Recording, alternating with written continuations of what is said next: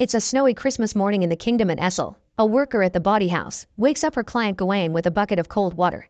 When Gawain realizes he overslept, he rushes out of the building because he needs to get ready for the big Christmas banquet his uncle the king will be throwing later. When he arrives at the castle, Gawain tells his mother he was in church all night, but she doesn't believe him. Gawain notices his mother isn't dressed for the party and she explains she hasn't got the guts for it this year, but she wants him to go and have fun. As soon as Gawain leaves, his mother meets with her maids and she blindfolds her eyes to begin a special ritual during which she writes a letter with a green seal on it.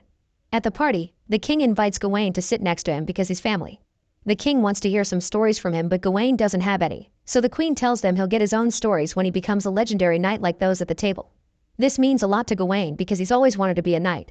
While Gawain's mother burns the letter she wrote and the ashes make a sprout appear, the king begins giving a speech, only to be suddenly interrupted by a tree-like person known as the Green Knight. The knight presents a letter with a green seal, and when the queen breaks that seal, she becomes possessed by the Green Knight and begins reading the letter with his voice.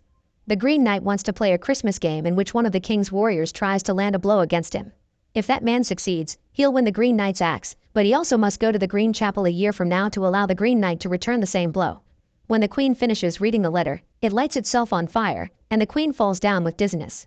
The king's too old to accept the challenge and he invites any of his knights to do it. Gawain comes forward ready to prove himself. He doesn't have a sword though, so the king gives him his own, reminding Gawain that it's just a game. Gawain is ready to fight, but the Green Knight shocks him by putting down his axe on the floor, which causes moss to appear on the stones. Then the Green Knight kneels and offers his neck, so Gawain lowers his sword, causing the knight to lose his head. Gawain thinks it's all over, but as soon as he turns around, the Green Knight rises and picks up his head, which reminds Gawain he must come to see him in a year. Then the Green Knight leaves, and after a moment of awkward silence, everyone celebrates Gawain's victory. Gawain returns the sword to the king and puts the axe away while his mother falls to her knees, tired but pleased with herself. Almost a year later, the story of Gawain's victory is told to the kids through a puppet show, and they show the ending of the second meeting is rather tragic for their hero. Essel teases Gawain for becoming a legend in town and Gawain hates it, but he still accepts to pose for a very bright portrait. In the evening when Gawain goes to the local tavern, the drunkards talk of the Green Knight's story, but they also mention a rumor about Gawain's mother being a witch, so Gawain beats him up for his insolence. When he returns home, he's surprised to see the king is there with his mother. The king reminds Gawain that Christmas is around the corner, and when Gawain reminds him he said it was a game, the king points out it's still incomplete. Gawain doesn't believe the Green Knight will be waiting for him, but the king gently caresses Gawain's face and tells him to go anyway. When the first snow falls, preparations for Gawain's trip begin. The queen and king take a shield to the church to be blessed, the axe is retrieved from its box, and Gawain's mother makes a special green girdle with a rune hidden inside. Essel doesn't want Gawain to leave, but Gawain explains he gave his word. When Gawain is about to leave, his mother gives him the girdle and asks him to wear it all the time because it'll protect him from any harm. Gawain travels alone and only stops to camp at night, and to feel less lonely, he grabs the bell Essel gifted him and thinks about their last chat. Essel had admitted to having feelings for him and asked him to make her his lady, but Gawain disappointed her by not giving her an answer. The next day, Gawain reaches a crossroads intersection and chooses a path by instinct. He begins to cross the woods and notices a fox running nearby. There's also a body against a tree. Moments later, Gawain ends up on an abandoned battlefield. There he finds a young scavenger who explains he's looking for his brother's bodies. When Gawain mentions the Green Chapel, the boy gives directions and asks for a reward, so Gawain tosses a coin at him. Gawain stops by the stream to let his horse rest, then takes the path through the forest that the scavenger mentioned, but after a few steps in, he ends up cornered by two thieves. They grab him and hold him down to present him to the scavenger, who reveals leading him here was a plan to rob him. The boy teases Gawain with his knife and takes the girdle before the other two thieves tie him up, leaving him on the ground while they go through his things. The scavenger breaks the shield, and when he finds the axe, he's so impressed that he takes it away on the horse as his companions follow him, leaving the other things behind. A few moments after the thieves are gone, a skeleton appears on Gawain's spot, but this is actually a vision he's having of his own death. Refusing to die in such a pathetic way, Gawain drags his body through the ground like a worm and reaches for a sword, which he uses to cut off the ropes but also accidentally hurts him in the process. Once he gets back his things, Gawain runs through the forest and gets lost. By the time night falls, he finds a lake, and he's shocked to see an abandoned house near the water. Gawain enters the building and finds it empty, so he decides to sleep comfortably on the bed. Moments later, he's woken up by Winifred, who wants to know why he's taken her bed. Gawain apologizes and explains he's a traveler that lost his way, causing Winifred to mention she's lost something too. She creeps Gawain out when she begins to move because she floats instead of walking, making Gawain assume she's some kind of spirit. When they make it outside, Winifred explains that a lord came to her house and tried to take advantage of her, but because she resisted, he killed her, and now her head is at the bottom of the lake. Winifred would like Gawain to retrieve her head, and when he wonders what he'd get as a reward, Winifred expresses confusion at the request. Gawain decides to do the right thing and jumps into the lake, where he begins hearing voices calling for him. Suddenly the water turns red and Gawain finds the skull, so he quickly takes it before going back to the surface. Winifred is gone, but the fox is there again, only to leave after it confirms Gawain is fine. With the skull in hand, Gawain returns to the bedroom and finds Winifred's skeleton on the bed, which causes the skull to become her actual head. Gawain drops it in shock and hears Winifred tell him that the Green Knight is someone he knows before picking it up again, causing it to turn back into a skull. Then Gawain reunites the skull with its body on the bed, and at that moment the sun rises, revealing the Green Knight's axe waiting for him in the room. Gawain continues his journey on foot carrying the weight of the axe. The fox seems to be following him, and when Gawain stops at a cave to rest, the fox tries to enter it. At first Gawain tries to scare it away, but since the fox insists, Gawain lets him share the cave with him. The next morning, the two of them begin traveling side by side. After a few hours of walking, they reach the top of a hill and Gawain trips, causing him to roll down to the bottom and almost lose Essel's bell. Later, Gawain is so hungry that he eats the first mushrooms he finds, but they make him throw up and hallucinate that his hand is covered by moss. Suddenly Gawain hears some thunder rumbling in the distance, and when looks up, he sees a creepy person staring at him from afar. The next day, Gawain and the fox keep on walking until the ground starts to shake, and that's how they find a group of giants emerging from behind the hills. Gawain immediately runs to them and asks to ride on their shoulders, but when one of the giants tries to pick him up, the fox growls at them to keep them away. The giants respond by letting out a high-pitched noise and moving on, so Gawain and Fox take the opposite road.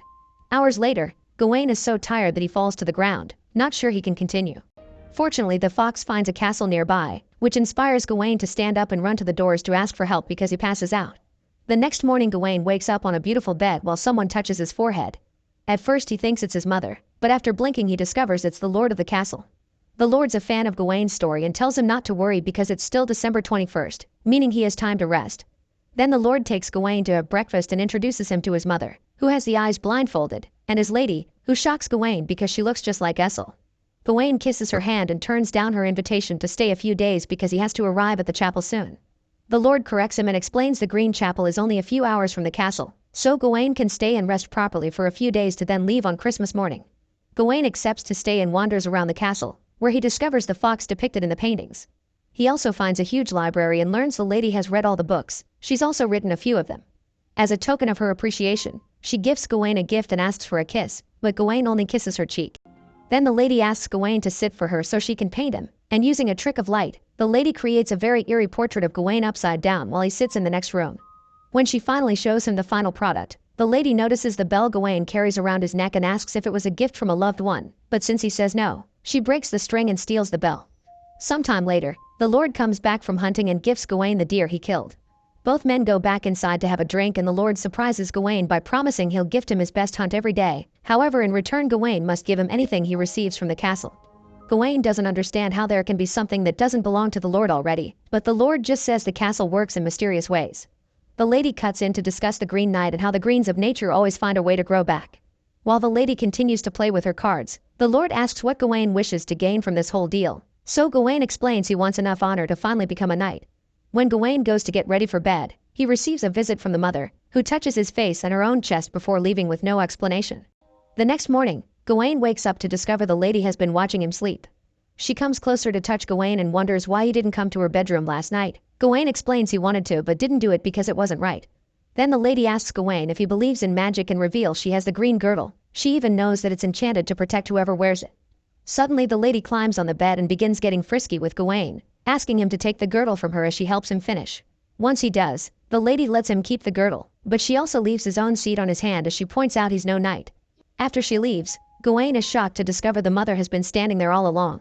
Tired of these games, Gawain decides to leave. In the forest, he finds the lord, who can tell Gawain received something from the castle.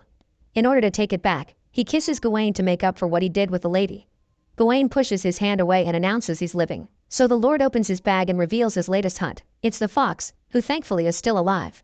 After a few hours of walking, Gawain and the fox finds a stream surrounded by an orange fog.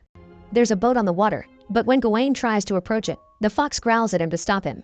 Gawain is confused by this attitude until the fox suddenly reveals it can talk and warns Gawain that there's no happy ending ahead of him. The fox thinks Gawain should return home, so Gawain swings his axe at it to scare the animal away for not being supportive. Gawain takes the boat down the stream and only comes back to land when he finds a road marked by a cross. It only takes him a few minutes on foot to reach the chapel, and inside he finds the Green Knight sitting at the altar, but he's asleep. Gawain sits in front of him, and after putting down the axe, he waits. On Christmas morning, the Green Knight finally awakes. He grabs the axe and announces they'll finish the game, for which Gawain must kneel to receive the same blow he threw last year. Gawain kneels as asked, but when the Green Knight raises his axe, Gawain's so scared that he flinches.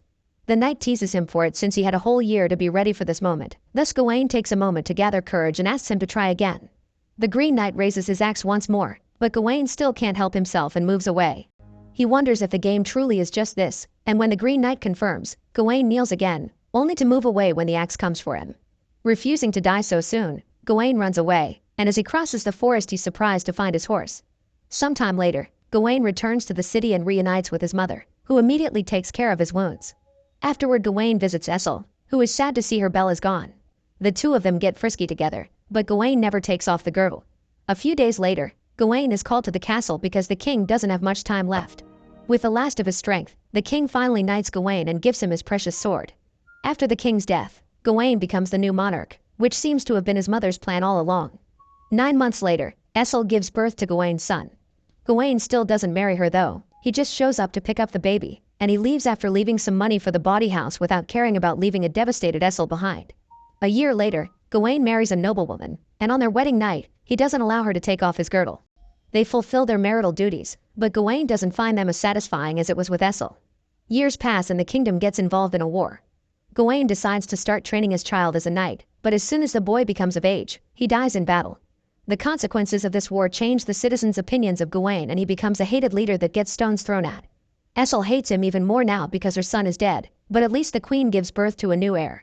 A few years later, the castle is under siege, and Gawain is abandoned by everyone, including his own wife and his mother. Alone with the eerie painting that has been hung straight, Gawain finally takes off his girdle, which he has never taken off before. This causes his head to fall and the crown rolls away. Suddenly Gawain blinks and finds himself in the chapel again. It turns out all he saw had been a vision showing him the future he'd get if he runs away. The Green Knight raises his axe, but Gawain asks for a moment to take off the girdle, which should leave him vulnerable. Now Gawain can say he's ready for real, and the Green Knight gently caresses his face, congratulating him for finally being brave and keeping his word. Afterward the Green Knight tells him, "Now, off with your head." Make sure to subscribe and turn on notifications so you can watch more videos like this. Thanks for watching.